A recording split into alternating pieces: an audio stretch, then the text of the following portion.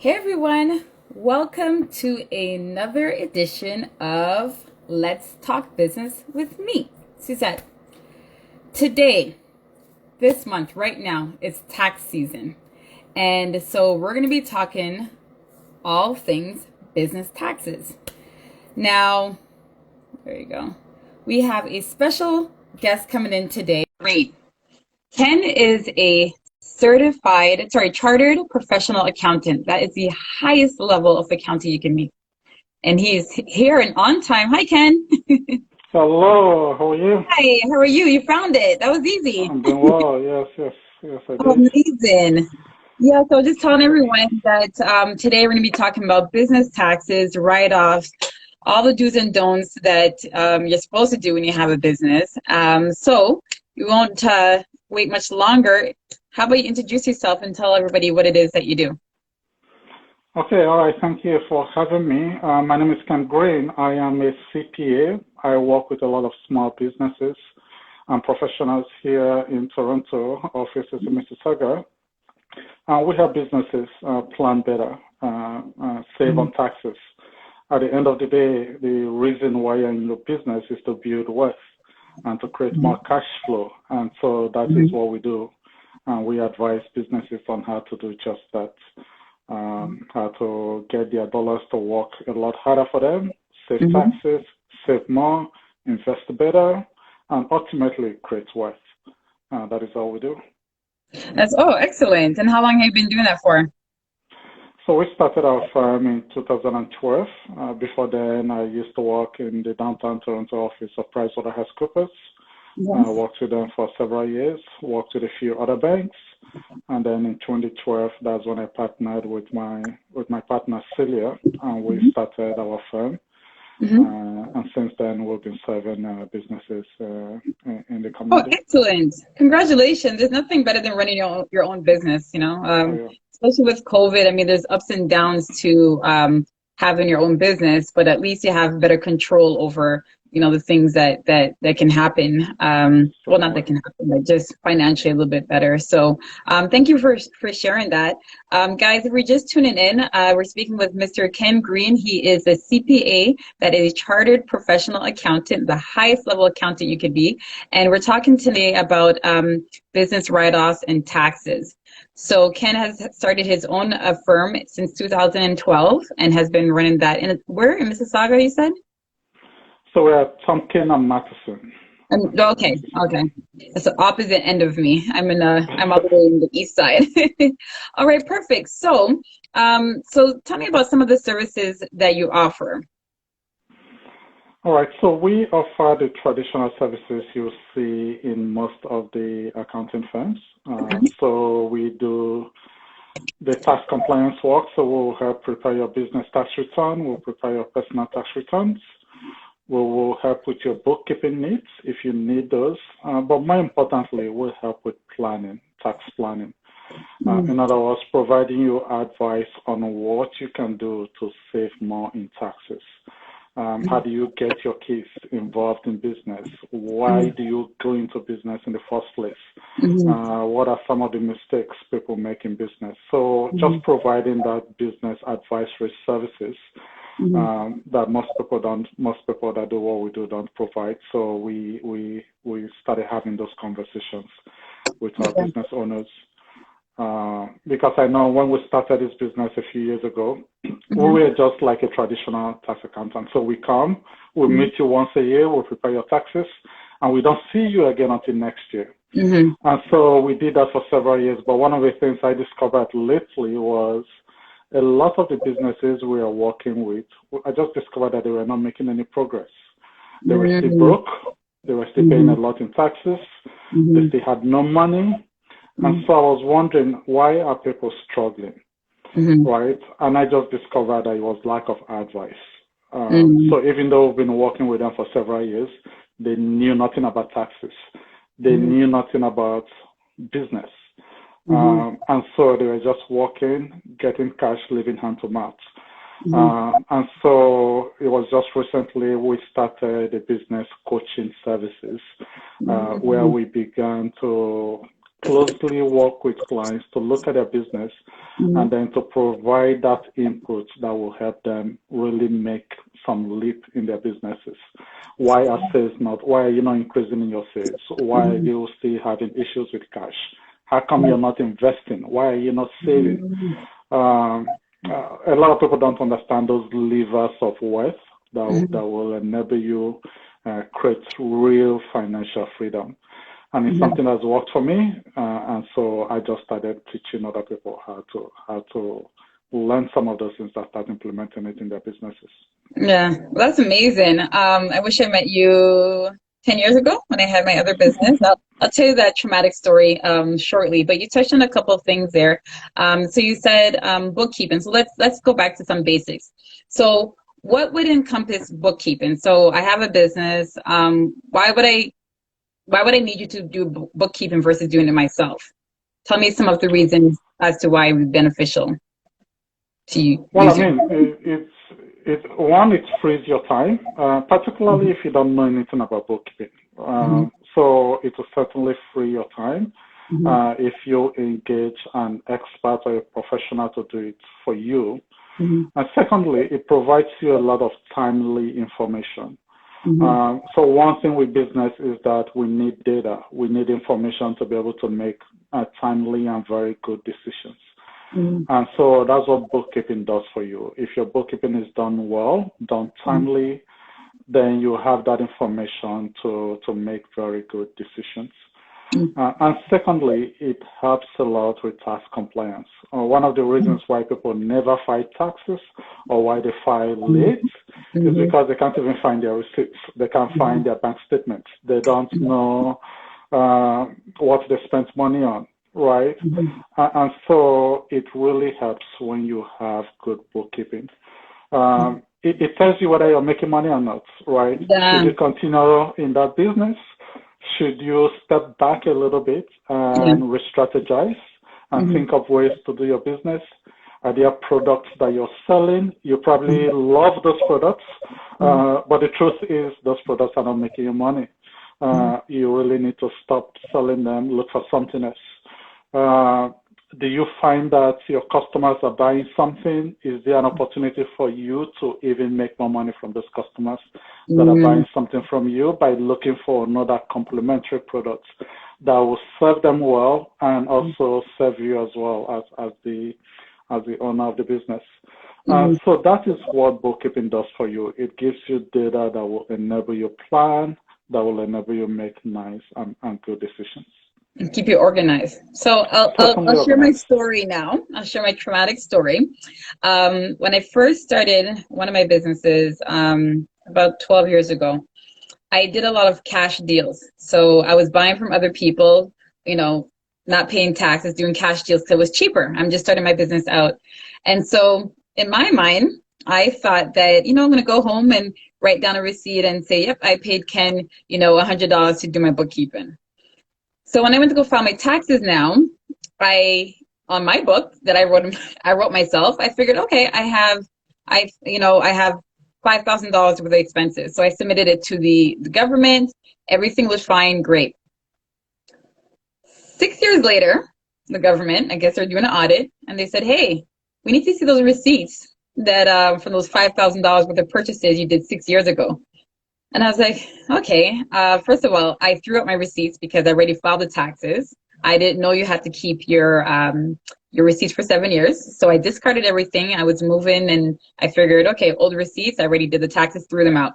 The other receipts that I wrote myself because I paid someone this, products and whatever it is I bought, I wrote this receipt myself. They're like, yeah, no, we won't take that. And I said, but I paid someone. Ignorance. I'm like, I paid someone, so it's an expense. Well, silly me, I didn't pay taxes on it.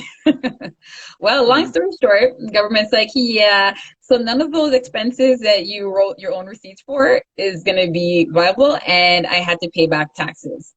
It was very traumatic because at this time, I stopped doing the business. So now I'm paying taxes on a business that wasn't even running anymore.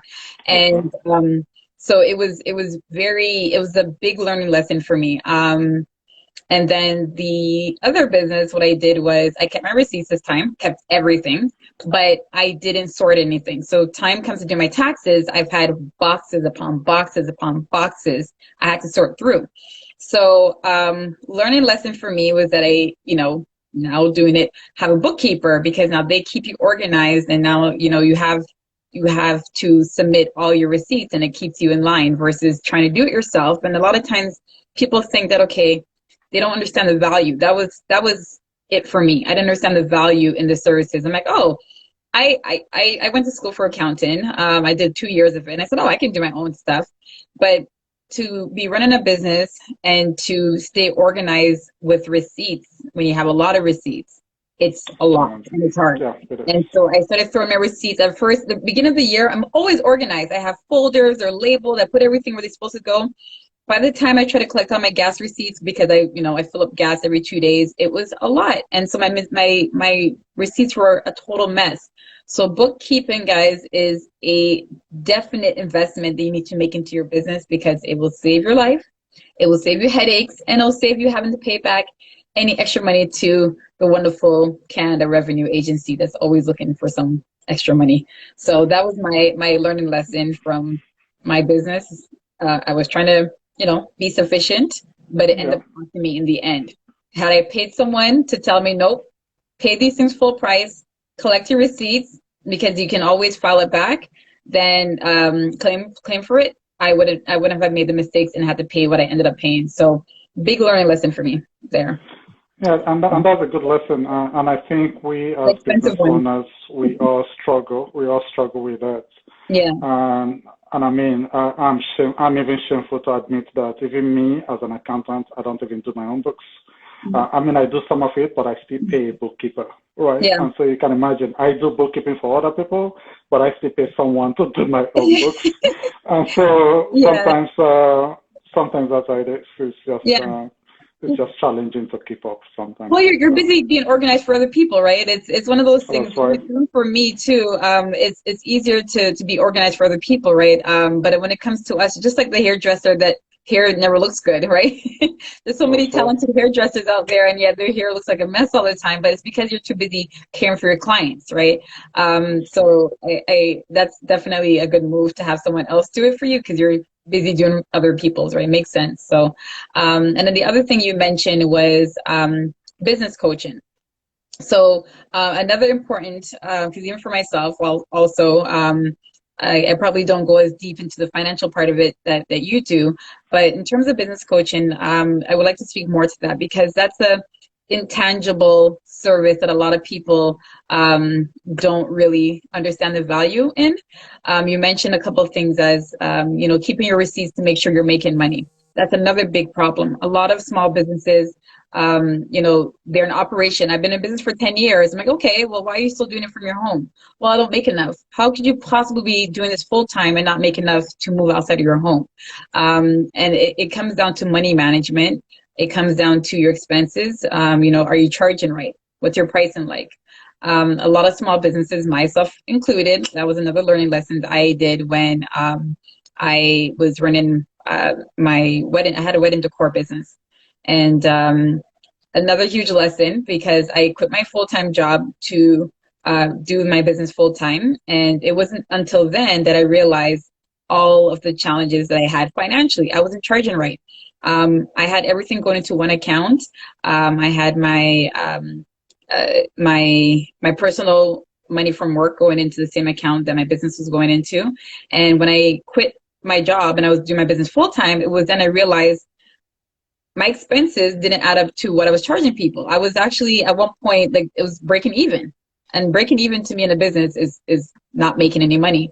So huge learning lesson there. And it wasn't until I had to look at my expenses and like, okay, how much did I pay for this and what did I charge them? So that's another point you brought up. So I want to speak more to that. So talk about some of the common issues that people make where business coaching comes into play and is very beneficial to have. Well, I think, can you still hear me? Because I think, can you still hear me? I can hear you. Okay, yeah. All right. Okay. So I think coaching is so important, and it's something that I personally did not see a lot of value in earlier on in my career because I never really paid for it until a few years ago when I started paying for coaching. So there are so many blind spots that we have when we run businesses and we don't see it. And so that's why it's so valuable and critical to have someone else at least have some sort of insight into your business, into what you want to achieve, and then to help you see some of those blind spots that you don't see, because that is the only way you can really accelerate.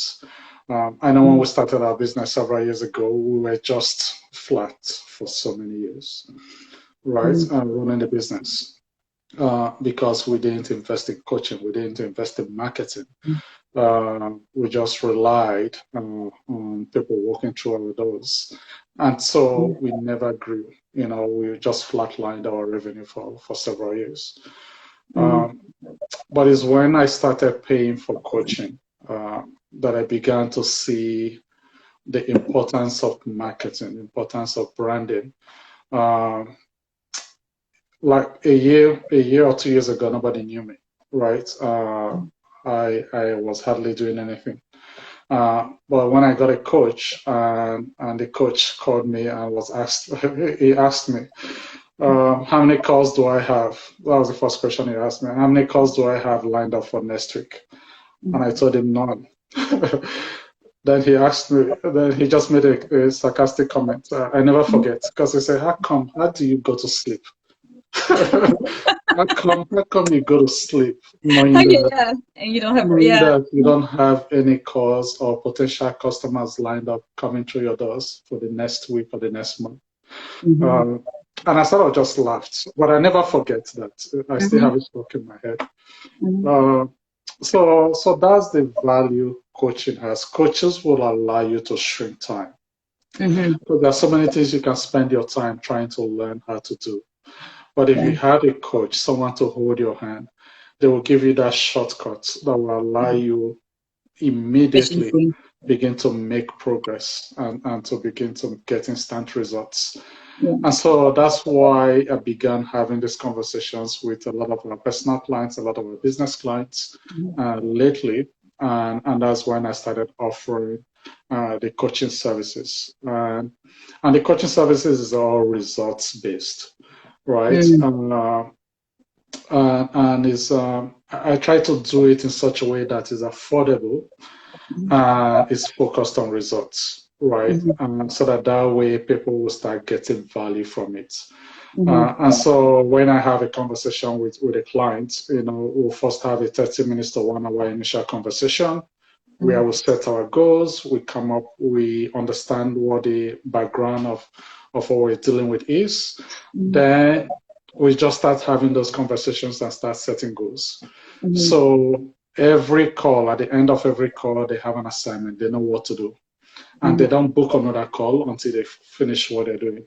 Right. So that way we know we're always making progress. And so the responsibility is on the person to book the call, is also on the person to complete the assignment. At the end of the call, we are clear. You get a copy, you get a video, you get clarity on the assignments that we need to do, and then you get a link to book your next call. And so it's something that is working because people that are results oriented will benefit the more, will have the most call, right?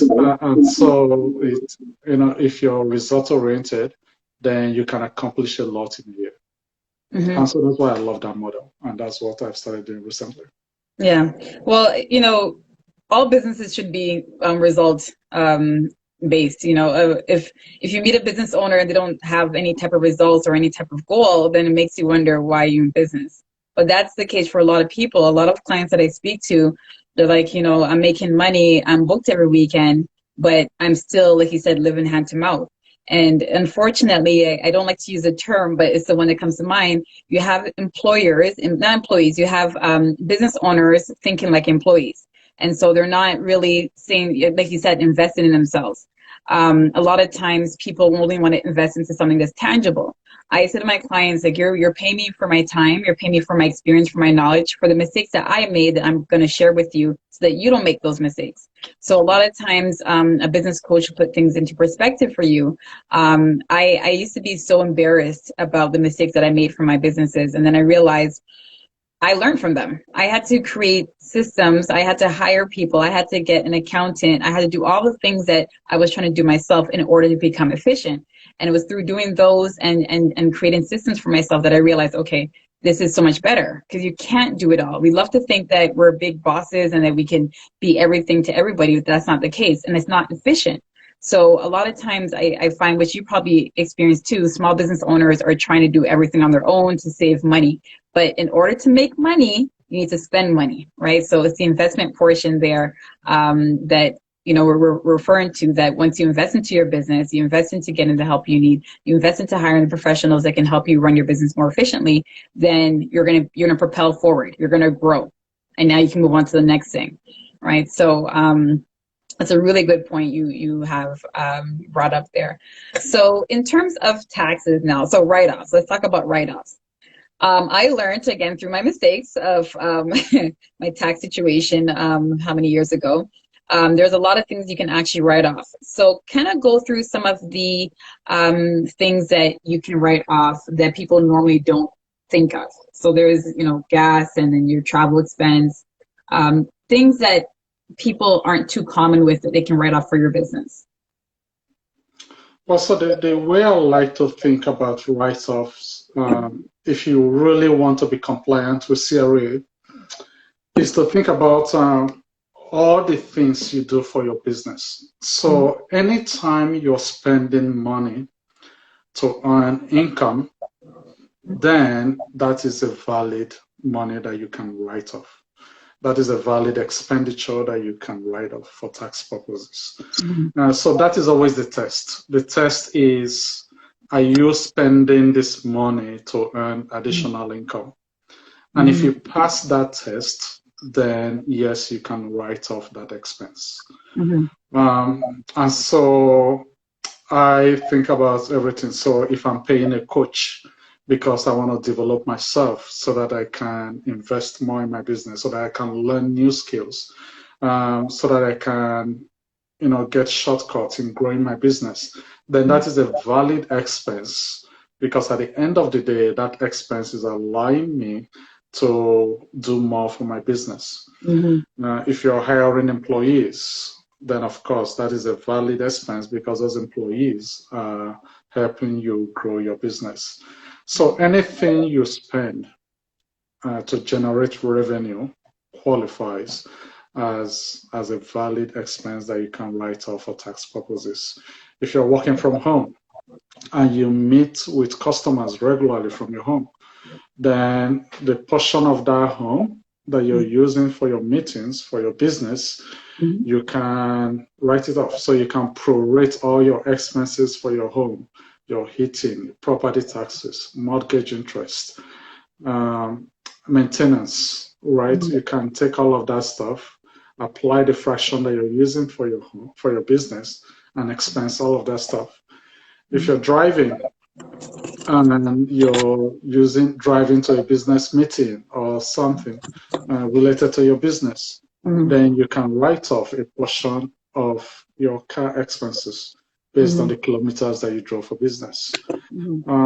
So there are so many things you can write off. And one thing I try to tell my clients is, particularly clients that have kids, you know, get them involved in the business, get them to do something for you, and then pay them a reasonable wage so that you can write that off as well.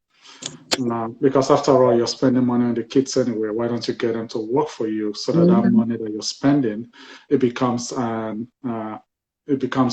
something you spend before you even pay taxes, rather than paying taxes and then spending from your after-tax dollars. Okay, so we're gonna speak to that.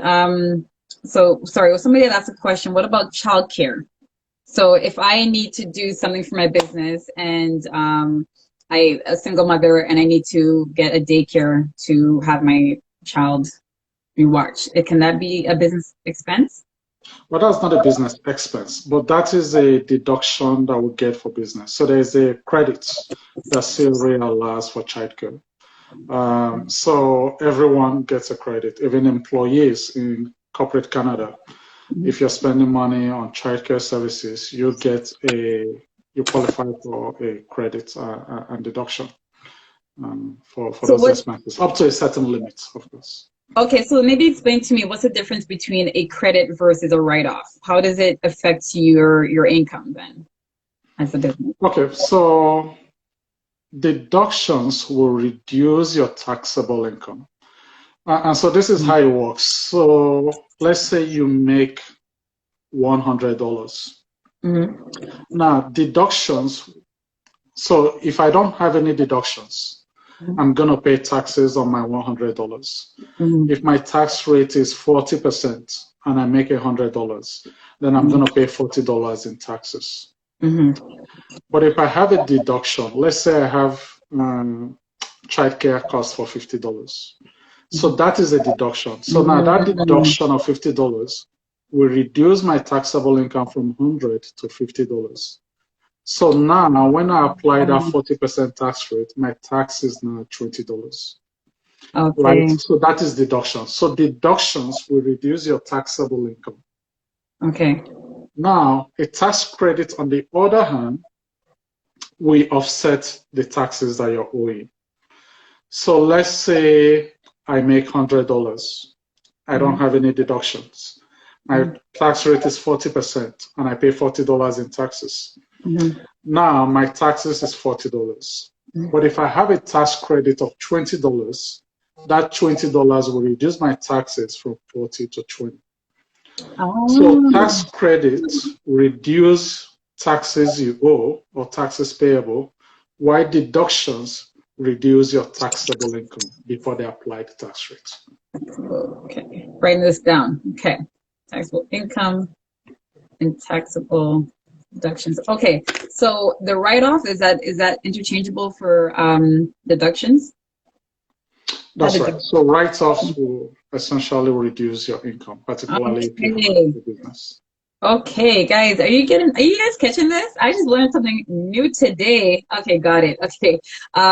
So guys, if you're just joining in right now, I'm speaking with Mr. Ken Green. He is a chartered professional accountant. We are talking about business write-offs and taxes. He just enlightened me. So he just told us about the difference between a tax credit and a tax deduction.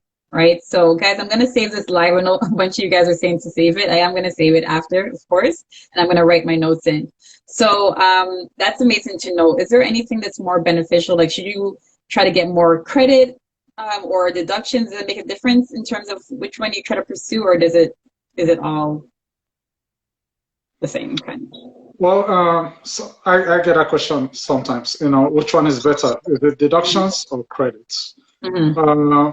I think it depends. It depends on your level of income, and sometimes you'll find that it's hard to qualify for some of these credits, and it's hard to qualify to get some of the deductions. But typically, if you have high income, you want to get as many deductions as possible, right? Because if you know, we have a marginal tax rate system. So the higher your income, the higher your tax rate, and the higher the taxes you pay.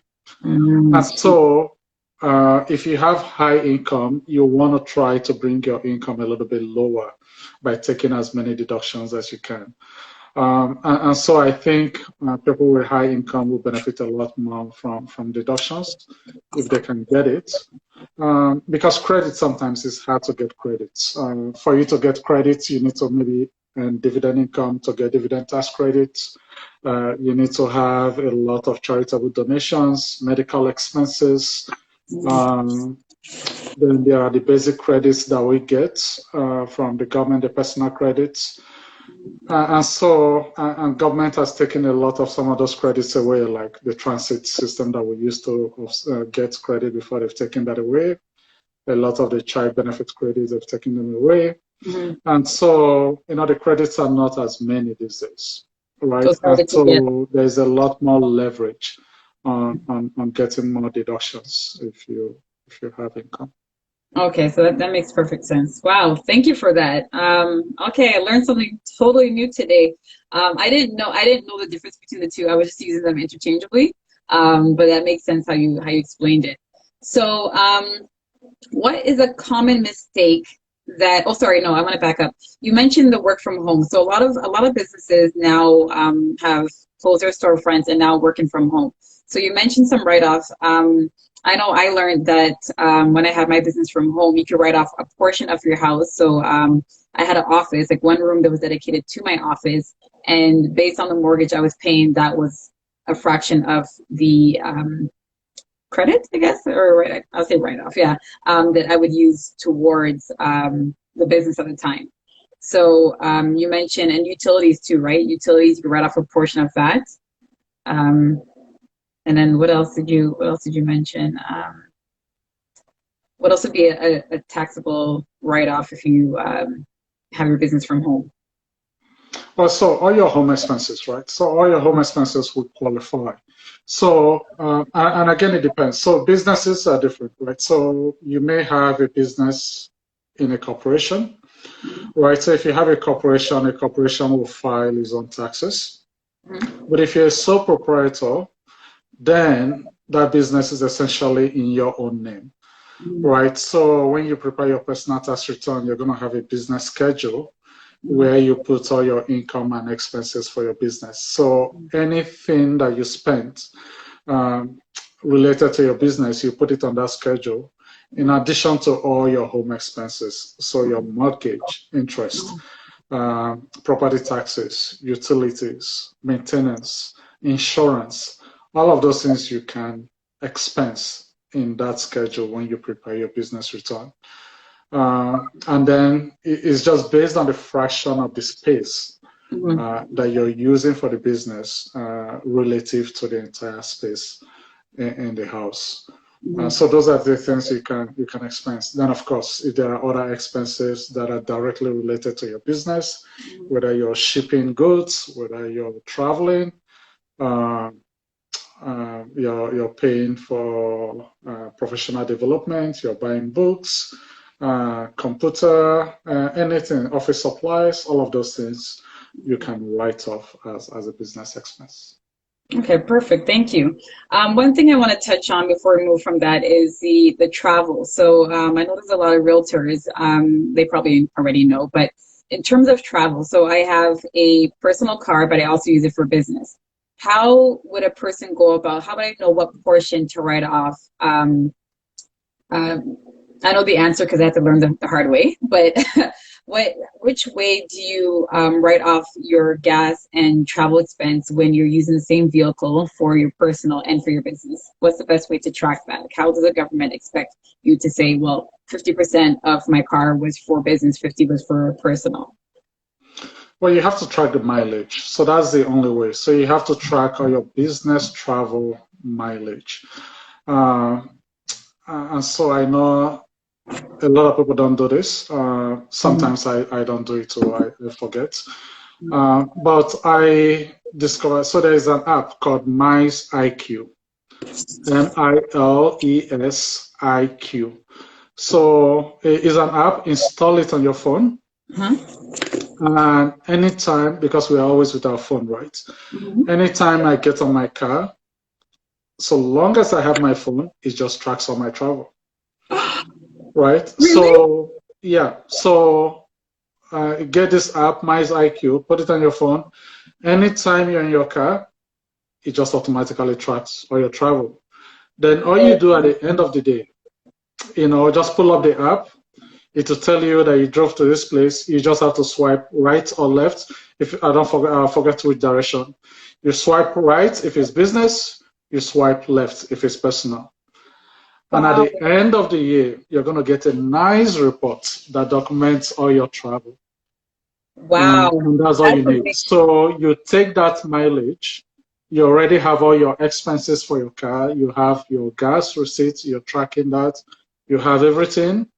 And then you just take that mileage and apply to all your expenses. And there you go. And that Wow. report, if CRA calls you to ask you to It's provide your phone. evidence, just send them that report. Can I tell you what okay, so remember I said I used to be a wedding decorator. So I wasn't tracking anything. I kept all my receipts. I had like millions of gas receipts. I didn't have anything.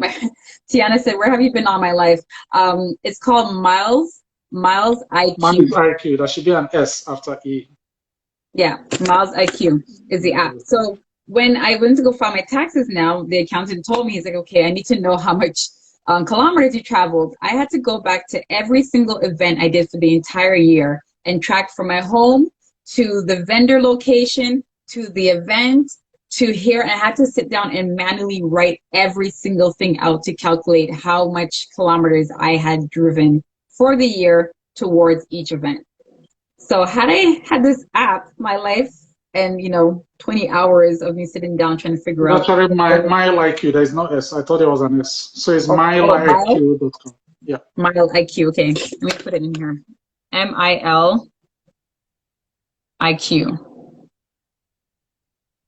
That is amazing. And all you do is swipe left if it's a business travel, and it will track everything to show you if it's okay. So guys, if you're just tuning in, speaking with Ken Green, chartered professional accountant. He is filling my brain right now with all these information. So in terms of writing off your travel and your gas, there is an app called Mile IQ. I put it into the notes there. And what that does, as long as you have your phone on you, it will track everywhere that you go. You have the options of swiping left or right to determine if that travel is business related or personal related. So that at the end of the year, when your accountant says, I need to know everywhere you travel for business, what was your kilometers, you have that record in your phone. Amazing. Wow. I feel like a millionaire right now. Okay, and it's called Mile IQ. All right, thank you so much. So, all right, so when should a company register for an HST number? So a lot of times you have businesses that want to work under the table because it's a cash job and they don't want to report it. But that definitely doesn't work in their favor when you want to apply for a loan or apply for a mortgage. So I tell a lot of people, like, if you plan on having any type of future, you need to register your business is one. But then what about the HST? When should a company register for an HST number? Well, based on our tax laws, you are required to register for HST anytime your income is $30,000 and above, right? And so that is the requirement. And a lot of the reason why most people don't do HST or like to take money under the table, and I think sometimes it's mostly a misunderstanding of how the HST system works. So what you need to understand is this: if you run a business and you register for HST, essentially HST is no longer a cost of doing business for you, right? And that's what most of us don't understand, or most people don't understand, right? If you run a business, the fact that you're registered for HST, CRA just gives you that privilege as a business owner that, well, HST is no longer a cost for you. So as business owners, or even as individuals, we buy stuff all the time. And anytime you buy stuff, you have to pay HST. But if I run a business and I'm registered for HST, I don't care. I pay for my HST, I will get it back because it's really not a cost since I'm registered for HST.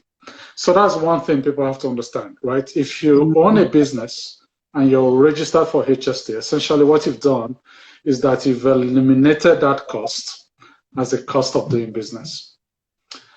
The flip side now is that there is now a cost of compliance, right? So now you have to file for your HST, right? And so there are things you can do to reduce that compliance cost.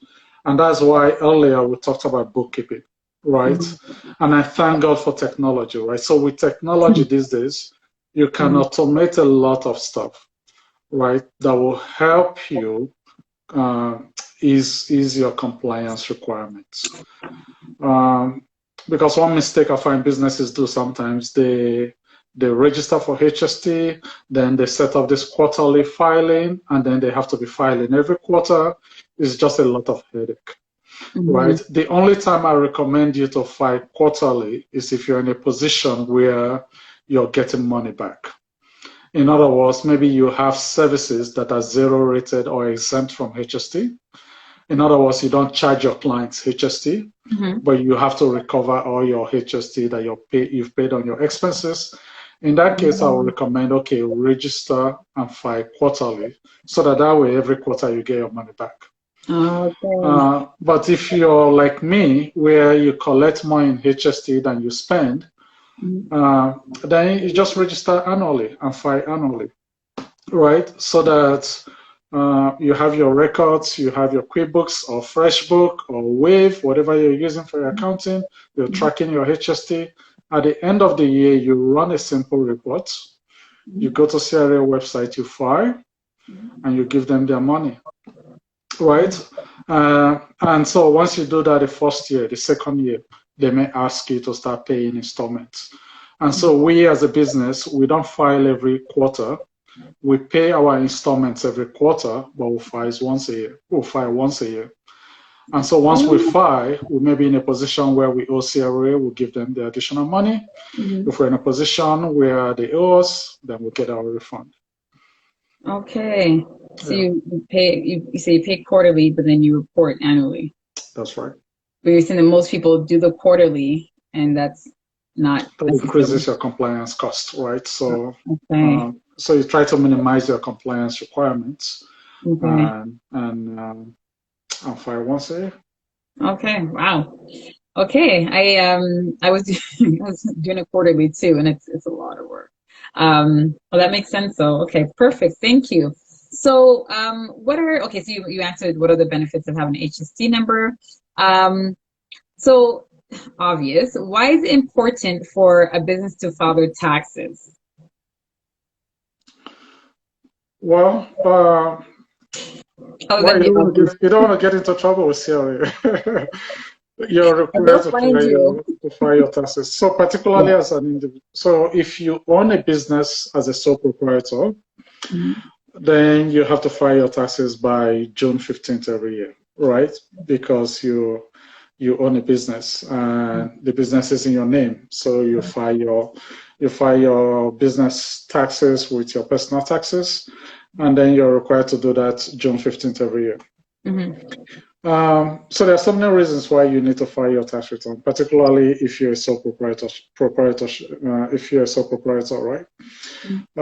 If you have kids, is your tax return they use to determine whether you get your child benefits, right? If you're going to the bank for loans, one of the first things they'll ask is your tax return. Right, so you need to show your tax return. They need to see that you're paying your taxes. They need to also see that you're making money to qualify for the loan. And so that's one reason why you have to file your tax returns.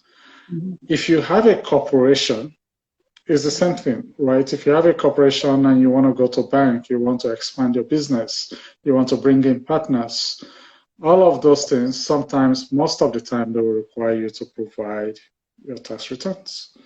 And so that's why it is important to always file your tax return. And again, you need to know whether you're owing taxes, right?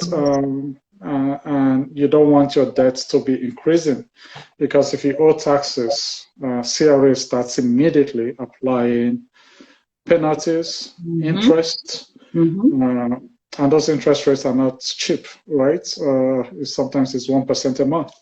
So that's equivalent of 12%. So by the time they start compounding, it is way higher, right? So you need to know how much you're owing. You need to start making arrangements to make those payments. Otherwise, you'll find that your debt is going to skyrocket. And they'll find you, CRA, man. They're like the FBI of the financial FBI. They will find you. Even the story I was telling earlier, when I had messed up my taxes and they went back 6 years ago, they charged me interest and fees for 6 years. That's right. So they're like, well, had you paid it 6 years ago?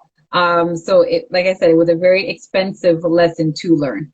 So yeah, that's definitely a very big one, if not the main one. Don't try and hide from CRA because they know everything. They have the banks, everyone's working for them and everyone's scared of them. So no one's gonna cover for you. They want to make sure that you have filed your taxes. Okay, so what would you say? You mentioned, okay, so going back to the child thing, I think I skipped that question. So you mentioned that people should, if you have your child involved into your business. So speak more about that. Is there a certain age, like is it the same as your child working, legal age, what is it, 16 for working a job? Is it the same thing? Is it applicable when it's your own child working for your business, or is it different? No, it's not applicable. I mean, so long as the child can work or can do something for you, you can pay them. So a 7-year-old can do stuff. As young as that, so 7-year-old child can do something reasonable for you, and you can pay them and write it off as a business expense. The only thing you have to do is to track it and document it, right? Because if CRA asks, you need to be able to provide them information. So it's the same thing. I have an 11-year-old and 13-year-old, and they work for me. So they help me from time to time, and I have their account set up. And once I pay them, I move the money directly into their bank accounts. And I control the credit card or the debit card, so they don't go and spend it unnecessarily. So I think everyone can do that. So if you have kids, you get them to work. All they need to do, all you need to comply with CRA is to set up a separate bank account for them, get a timesheet for them to document what they are doing for you and put in the time that are putting into your business, and make sure you're paying them a reasonable wage, right? What are you going to pay someone else to do exactly the same thing that your child is doing for you? And I think if you do that, then you should be safe. I know someone is asking, can you pay them cash? Yes, you can pay them cash. The only challenge, though, is if CRA challenges you, then it becomes a little bit more challenging to defend it if you pay them cash.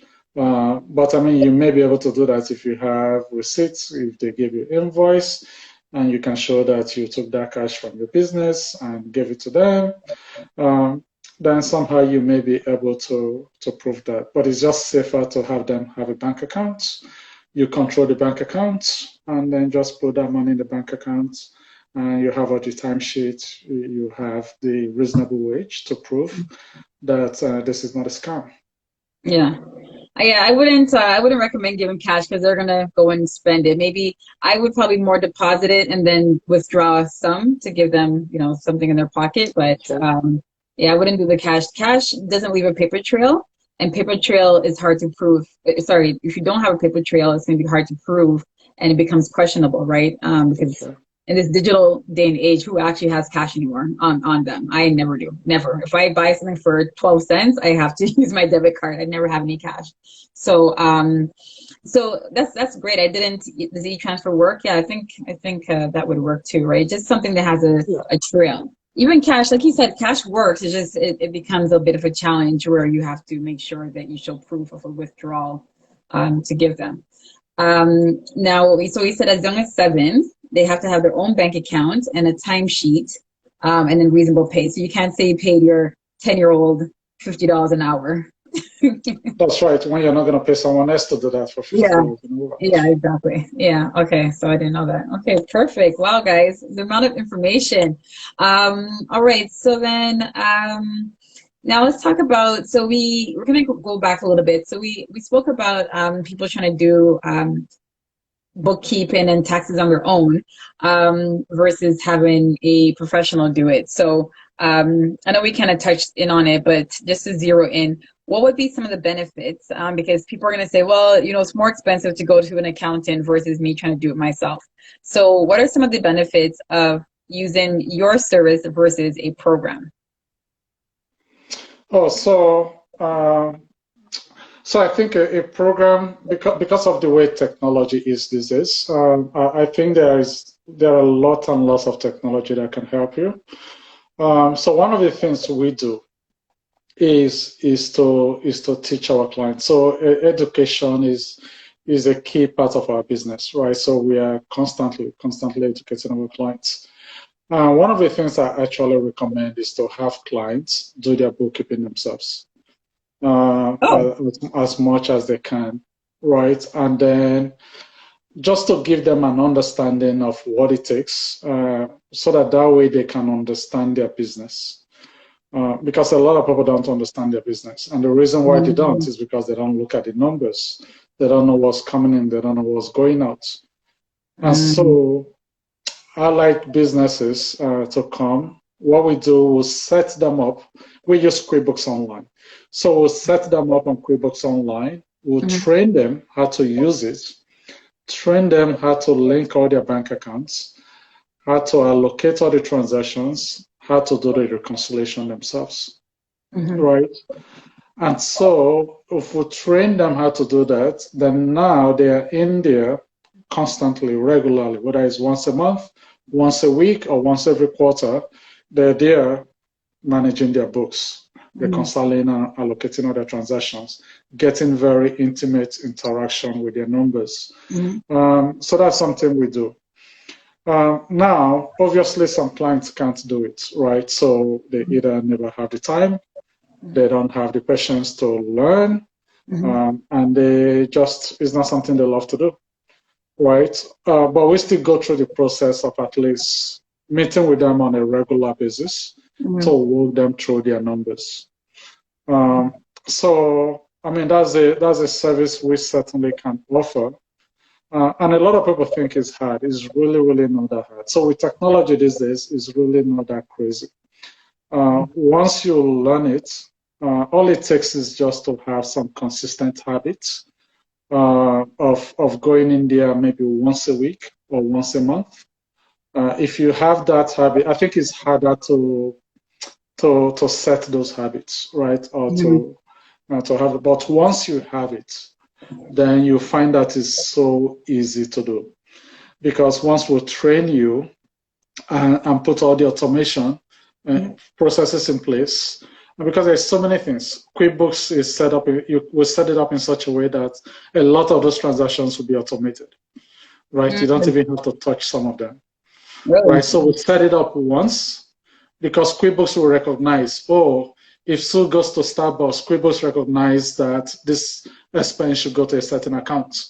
And anytime you go to Starbucks, QuickBooks automatically puts it in that account for you, right? And so we set it up in such a way that a lot of the things we can automate those transactions.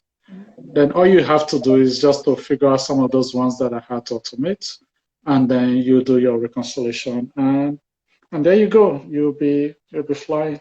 You'll be an accountant. Yeah, totally. Yeah.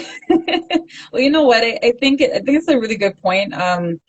Even for like myself, even if I were to do it, I wouldn't want to do it. Like I said, at the beginning of every year, I start off so organized. I buy a new folder every single year. I label, I do everything to organize myself. I said, okay, January is great, February is great. But then the moment you start to get busy and business is picking up, even once a month, it seems impossible, right? So it's good that it's good that you suggest getting your own hands into it, because then when someone comes to you now and you have your rates, then it's not questionable anymore. It's like, you know what, let me just pay you because I can't do it myself. And a lot of times, like I said, when you're providing a intangible service, sometimes people need to see its worth on their own, right? So I've already been there, done that, where I try to track my own schedule. It didn't work out, ended up getting into trouble with CRA, and then it was just a mess later on. But I've learned trying to do it myself is not efficient. I'm not good at it, and it's too much. It's too much to be running a business, especially if you're a single person running a business. If you have a team and then you can assign someone to handle the books and to organize, then that's not so bad. But if you're a one-man show or one-woman show, it becomes very challenging. Yeah. Okay. So, and then the other thing too is that I don't know if the programs recognize all the other additional stuff you can write off. Do the programs actually recognize all the additional things you can write off? Like, is QuickBooks tell you all the extras, like how you would know? No, not really. So those programs will not tell you what to write off and what not to Exactly. write off. And so that's why you need an accountant or a CPA or someone that can tell you what the rules are regarding what you can write off and what you cannot. Yeah, the programs only do so much, right? It'll file it, it'll do all that basic stuff for you, but in terms of benefits, it's not going to tell you all that. So we're going to be wrapping up. So just two more questions. Tell me, so just to give people an idea, what's the starting rates for filing taxes with you? Like, what would a business be looking at? I'm pretty sure it varies depending on what they have, but what would be like an average for a new business that's starting up? Well, I mean, so are you asking for what we charge our firm? Or Because I average, yeah, know, just yeah. yeah, Whether you are just generally speaking in the industry, like some people that are doing it on their own, because who yeah. knows, it's worth, after all the headache and stuff, people will be like, oh, that's it, it's not even worth the headaches that I'm putting myself through. So just a ballpark on average, what would a business owner spend by filing the taxes with a CPA? Well, so I mean, generally with CPAs, I mean, you're likely going to be paying, I don't know. So before the CPA, I don't know if you guys realize, before the CPA, there are three different. So there's the CGA, there's Yeah. the TMA, there's the CAs. Mm-hmm. So CAs, because CAs were probably the highest, they were charging a whole lot, right, to do things like this, to do bookkeeping, to do taxes, to do anything. On the other hand, CGAs were charging a lot cheaper because it was the easiest designation to get compared to the CA. But now, after they merged all the designations to one, to now CPAs, it's sort of hard to tell, so there are different rates you find in the market. Mm-hmm. There are some firms you can go to, you can file your tax return for $20, $30, $50, $100. There are other places you go, it's $500, maybe $1,000 to file. So for personal tax return, we charge $250 to file your personal tax returns. And I know to a lot of people that is expensive because most people can either do it for free or they can buy a $20 software to do it themselves, or they can pay someone to do it for $10, $20, $50, right? And I understand that, right? The reason why we charge $250 is because we just don't file your tax return. So for that rate, we'll file your tax return, then we'll sit with you to actually talk about the tax return, and then provide you some tips on what you can do to even save more taxes the following year, right? And so that's why we have our base rate at $250. Now, if you own a business and you have a sole proprietorship, so long as you do your own books, in other words, you come to us with your financials, income and expenses. As a sole proprietor, you're looking at an additional $150. So you're looking at $400 plus HST to file your taxes with us. If you own a corporation, our starting rate is $2,500 to file taxes for a corporation. I know sometimes some people come and say, oh, this is a new corporation. I don't have any income. I don't have any business. In that case, we can file a new return for you, or a tax return where we don't have to generate a financial statement for you. And so in situations like that, if you have a corporation that has no activity, we may be able to do it for you for $500 plus HST. And so those are the standard rates that we charge at our firm. And I understand there are different rates people will find in other industries. Well, like you said, you're adding a service to it. You're adding value, so it's not like you're just charging extra $250. You're charging $250.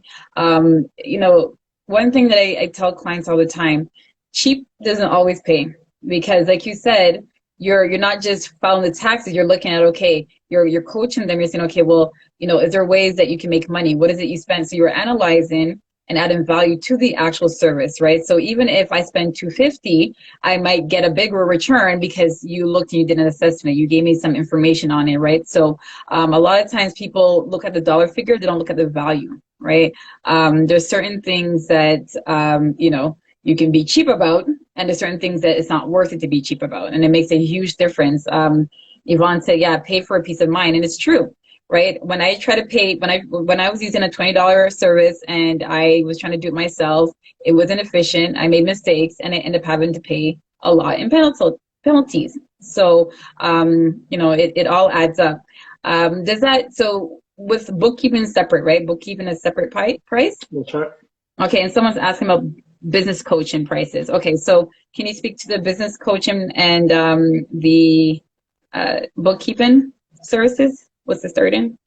That's right. So for bookkeeping, we have a starting rate of $250 a month for bookkeeping services.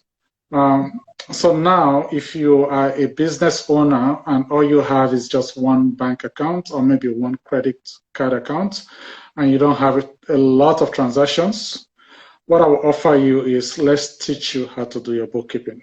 All right. And so typically we'll charge you $850 plus HST to set up your bookkeeping and teach you. We'll provide you training on how to do it. And in addition to that, we'll provide you 3-month support. So that means for the next 3 months, call me anytime with any questions you have. We'll jump on Zoom call. We'll go through your questions. We'll record it. You'll get it recorded. And so that is what we offer for $850 just to get everyone started. And that way you'll learn how to do your bookkeeping. And now, if you can't do it, you want us to take it on for you. So if you have one bank account, we can do it for you for $250 plus HST. If you have multiple bank accounts, multiple transactions, then it goes up from there. So that is what we charge for bookkeeping. For coaching, so there are different coaching models that we have. So there is the expensive one, and then there is the cheap one. I mean, it's still not cheap. I mean, some people say it's cheap, but others may not be cheap. So let me talk about the expensive one first. So for businesses, the coaching program that we offer includes everything. It includes also even doing their business tax return and the personal tax returns. So it's typically $1,000 a month. And what is included in that is we'll meet twice a month. So we meet twice a month. So there are 2 30-minute meetings that we meet every month. And the reason for the meeting is to clarify our goals and then to hold each other accountable. So as a coach, I'm holding you accountable. Every time we meet, you have things to do. And the next meeting, we'll go through some of those things that you've done. Go through reasons. If there are challenges why you've not done them, we'll go through that and we discuss them. So we'll set long-term goals and we take those goals, we'll break them down and we'll work on everything in your business just to accomplish those goals at the end of 12 months. So typically the minimum commitment is 6 months. Then after that, you can continue to go in for the next month. If it's an individual, if you don't have a business, if it's just personal financial coaching, how to save taxes, how to make your dollars work a little bit more for you, then that is typically $500 per month. Again, it's 2 meetings a month. But if you think 500 is too much or you don't have time to meet twice a month, we can bring it down to $350 a month and we'll meet once a month. So those are the rates for personal finance coaching. And that does not include the taxes, only the bigger one does. That will also include your personal taxes at the end of the year. All right, so all of our coaching programs include us filing your personal taxes. Oh, okay. Whether your business or your sole proprietorship. Then the other one, the cheap one, I think there is a value in that. So that's something I started doing newly. So I call it, it's called fast result coaching. Okay. And it's an unlimited coaching for 1 year. So the way it works is you sign up, you pay $9.97 for the whole year. So it's $9.97 for the whole year. So it comes down to about less than $80 a month. Mm-hmm. But it gives you unlimited coaching for a month and for a year. And this is how it works. Our first meeting is going to be 30 minutes. And so we use that 30 minutes to clarify exactly where you are, things you need to achieve, and then to clarify how we break those goals down. Mm-hmm. And then I'll walk you through my framework that we use to achieve results. Mm-hmm. And then our next meetings is going to be 15 minutes meeting, mm-hmm. right? So you book your meeting. Mm-hmm. When we meet for 15 minutes, we go through what we need to go through based on our framework. At the end of the meeting, you're going to get a recording of the meeting. Mm-hmm. You're going to get the assignment, what you need to do for that meeting before you book your next meeting. Mm-hmm. And then you're going to get a link to book your next meeting. Mm-hmm. So you don't book your next meeting until you complete your assignment. Mm-hmm. And so we have something we use to track all your results. So as you complete your assignment, I'll get a notification. You book your meeting, we'll meet again, and we just continue that process. And so people that are really driven can get a lot accomplished in 1 year. Mm-hmm. Then people that are not as driven may not get much accomplished. And so, so I think it's a very good way to get results. Sometimes people ask me, "Oh, can we actually do anything in 15 minutes?" And I often say, "Well, I mean, we can do a lot in 15 minutes because it's laser focused, right? We are laser focused on a specific action we need to take, and it's very clear in terms of that action. We have the resources that will provide to you, and so we'll take that model and we just repeat it every time, and that's the way people can get results for very cheap." Okay. All right. I love the fact that you have multiple options. You know, you have the option if you can do it yourself, I can do a full service, we can work together and do half and half. It's really good that you have that flexibility because different people are at different stages of their financial stages of their business, right? So it's great to have that flexibility. A lot of companies, it's like, nope, we have the one package, it's $1,000 a month, that's it. I love how you give different options because in that way you're kind of including everybody, right? So if you can afford $1,000, here's all the value you're getting. It's going to be, you know, headache free. If you want to be more hands-on or you don't have the budget for it, here's some other options. So I love the fact that you have so many different options with all your services.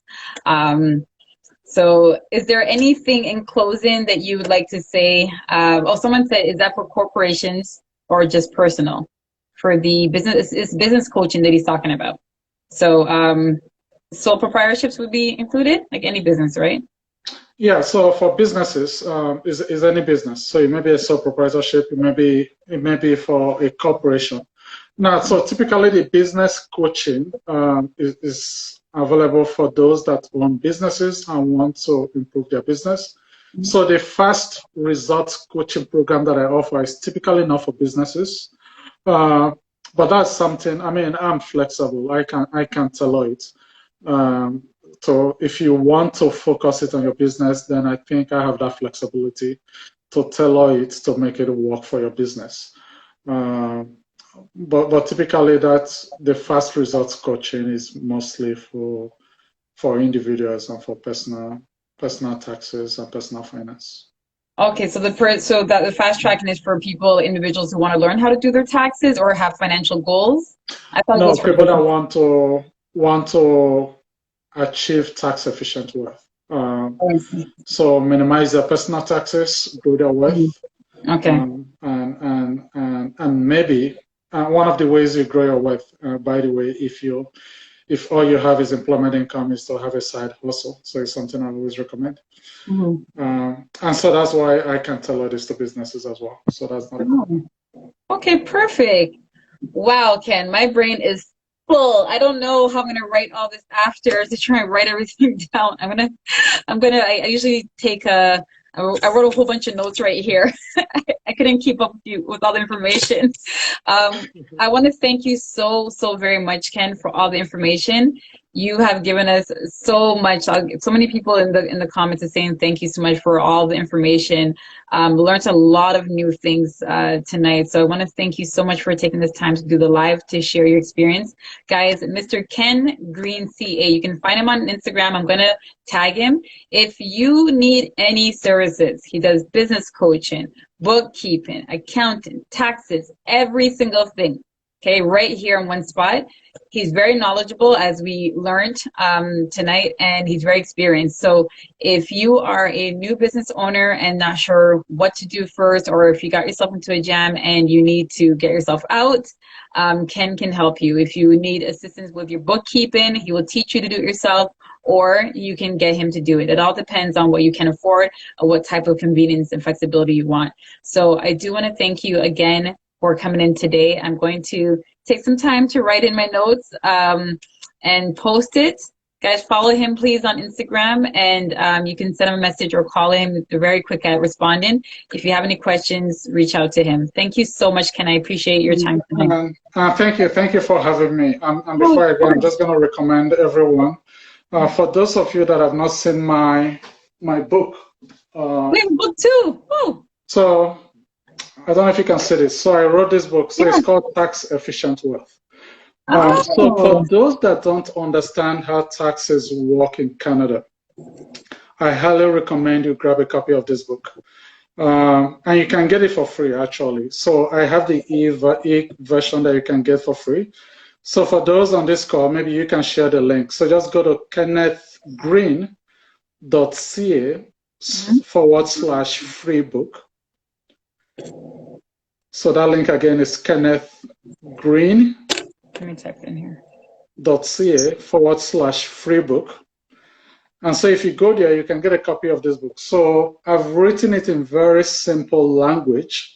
Some of the things we talked about today, like the difference between tax credit and tax deduction, how Canadian tax system works, what you can do to grow your wealth. How taxes is one of the biggest obstacles to growing wealth in this country. And so a lot of those things in very simple language. You can learn a lot from this book. So if you go to that link, yes, you can grab a free e-copy, and you also find opportunities to get a free copy of the book. I'm a tangible person. I like to have books in my hands. Where can I buy it from? Is it on Amazon? Where can I? Yes, it's on Amazon as well. So you can get it on Amazon. So just search Tax Efficient Wealth on Amazon. You'll find it there as well. What don't you do, Ken? What don't you do? I bet you don't cook, do you? You do everything else. Wow, well, that's amazing. I have a lovely wife, so she takes care of all the cooking. So I don't have to do have to be something. Very much of that. So. Wow, that's amazing. I didn't even know you wrote a book. I totally missed that one. That's amazing. Thank you for sharing that, guys. I put the link in there, and I'll also post it. So it's on kennethgreen.ca. That's his website. It's filled with information. I remember when I was checking you out, I went on there. I'm like, holy smokes! I'm like, I have to get him on a live.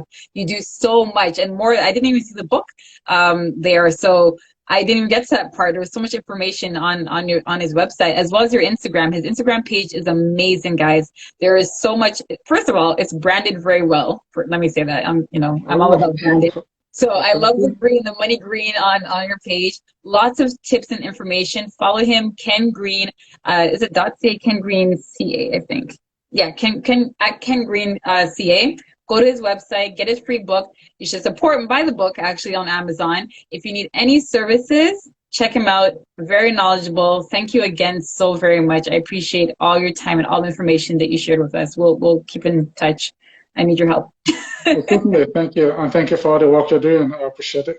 Oh, you're welcome. You're welcome so much. Thank you guys so much. I know some of you guys have been in here the whole time, and you guys have been giving us lots of great compliments. I don't know if you saw them on the way, but lots of great feedback, Ken, regarding your information. Everyone's requesting that I save it. Don't worry, guys. I'll save it. I have to write out my notes on it, so just look for it in about half an hour, okay? Okay, awesome. All right. Thank you so much. Bye, everyone. Okay, bye. Thank you. Bye.